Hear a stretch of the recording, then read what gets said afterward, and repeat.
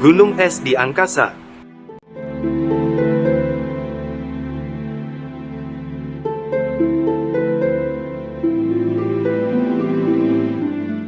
Allah Subhanahu wa Ta'ala berfirman dalam Al-Quran, Wallahu anzala minas samaa'i ma'an fa'ahya bihil arda ba'da mautiha Inna fi dzalika laayatan liqaumin yasma'un.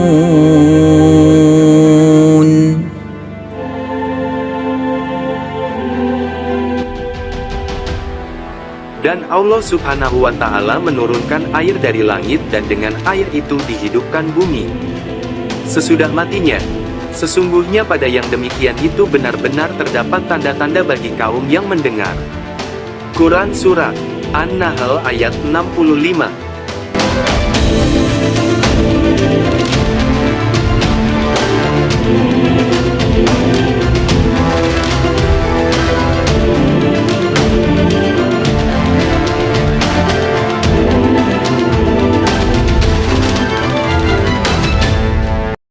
Al-Quran merupakan pedoman hidup manusia, termasuk dalam bidang ilmu pengetahuan dan teknologi.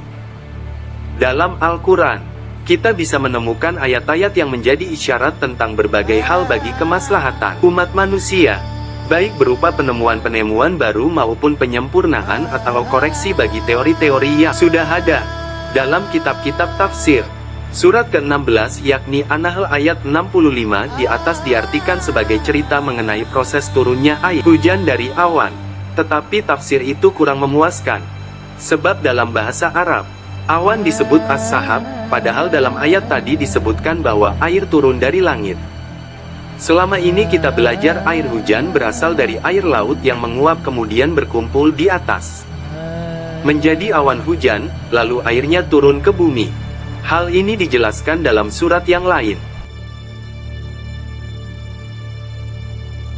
Alam tara anna Allah yuzji sahaban thumma yu'allifu bainahu thumma yaj'aluhu rukama. Tidakkah engkau melihat bahwa Allah Subhanahu wa Ta'ala mengarak awan, lalu mengumpulkannya, kemudian menjadikannya bertindih-tindih, maka terlihat olehmu hujan keluar dari celah-celahnya. Quran Surat An-Nur ayat 43. Ini memang ayat tentang air hujan yang berasal dari awan. Lalu, apa maksud dari ayat-ayat lain seperti dalam surat Al-Baqarah ayat 22? Mari kita simak lanjutan ayat dari surat An-Nur ayat 43 di atas. وَيُنَزِّلُ مِنَ السَّمَاءِ مِن جِبَالٍ فِيهَا مِن بَرَدٍ فَيُصِيبُ بِهِ مَن يَشَاءُ. Dan Dia turunkan juga dari langit butiran es laksana gunung-gunung. Nah, kalimat tadi semakin ganjil. Selain menurunkan hujan dari awan, Allah Subhanahu wa Ta'ala juga menurunkan es sebesar gunung dari langit. Misteri ini tersimpan selama ratusan tahun. Para ahli tafsir tidak menemukan titik temu untuk menafsirkannya. Sampai pada akhirnya pada tahun 1988, Dr. Louis Frank, ahli fisika dari Iowa, Amerika, meneliti data-data dari satelit Explorer 1. Satelit ini memotret bumi dengan menggunakan film ultraviolet. Ternyata dalam foto-foto itu tampak atmosfer bumi berlubang-lubang di sana-sini. Setelah dianalisis secara mendalam, disimpulkanlah bahwa lubang-lubang tersebut hanya bisa terjadi oleh bola salju atau komet es yang menembus dari luar angkasa.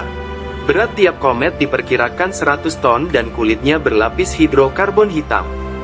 Garis tengahnya kira-kira 10 meter. Bola-bola es tersebut menghujani bumi dalam jumlah besar, yaitu sekitar 10 juta buah dalam setahun, atau 19 buah per menit. Subhanallah. Bola-bola es tersebut meluncur dengan kecepatan sekitar 10 km per detik dari ketinggian 150.000 km dan mulai pecah menjadi butiran es akibat gelombang udara hangat pada ketinggian 1000 km di atas permukaan bumi. Butiran es tersebut selanjutnya menguap menjadi embun dan turun ke bumi sebagai hujan dan bercampur dengan uap air laut. Jelaslah sudah makna ayat-ayat tentang air dari awan dan air dari langit dalam Al-Quran. Dr. Louis Frank menghitung jumlah air kiriman dari angkasa luar itu telah menambah tinggi air di permukaan bumi sebanyak 2,5 cm per 10.000 tahun. Proses hujan dari luar angkasa ini telah berlangsung sejak bumi terbentuk, sekitar 4,9 miliar tahun yang lalu, sehingga telah menyumbangkan air dalam jumlah yang sangat banyak untuk mencukupi kebutuhan hidup seluruh makhluk di permukaan bumi. Setelah ditemukan bukti-bukti seperti di atas, apalagi yang masih menghalangi kita untuk mematuhi semua perintah Allah Subhanahu wa Ta'ala yang tertuang dalam Al-Quran? Silakan like dan subscribe channel ini agar Anda selalu mendapatkan materi episode selanjutnya.